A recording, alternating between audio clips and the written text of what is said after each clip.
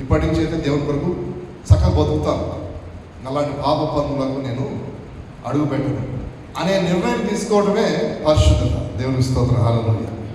So ఆ ప్రకారంగా పాపాన్ని నువ్వు కంట్రోల్ తీసుకొని శాపపు కాడు విరగొట్టి సైతాను చోటు ఇవ్వకుండా నువ్వు జీవించినట్లయితే నేను చెప్తున్న సత్యమైన వాక్యాన్ని బట్టి నీవు, నీ కుటుంబం, నీ పిల్లలు, నీ సమస్తము ఫలిస్తారు, అభివృద్ధి చెందుతారు, విస్తరిస్తారు, భూమిని నింపుతారు, ఏలేవారిగా ఉంటారు.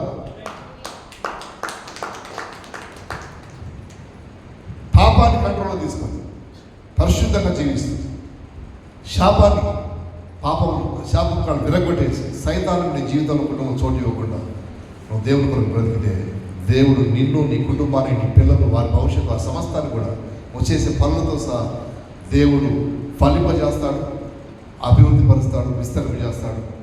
మరి భూమి నింపి ఏలు వారిగా ఉంచడం అనేది ఆ నూరంతర ఆశీర్వాదాన్ని నువ్వు స్టెప్ బై స్టెప్, 1 by 1 రుచి చూస్తావు. అందరూ సందేహం లేదు.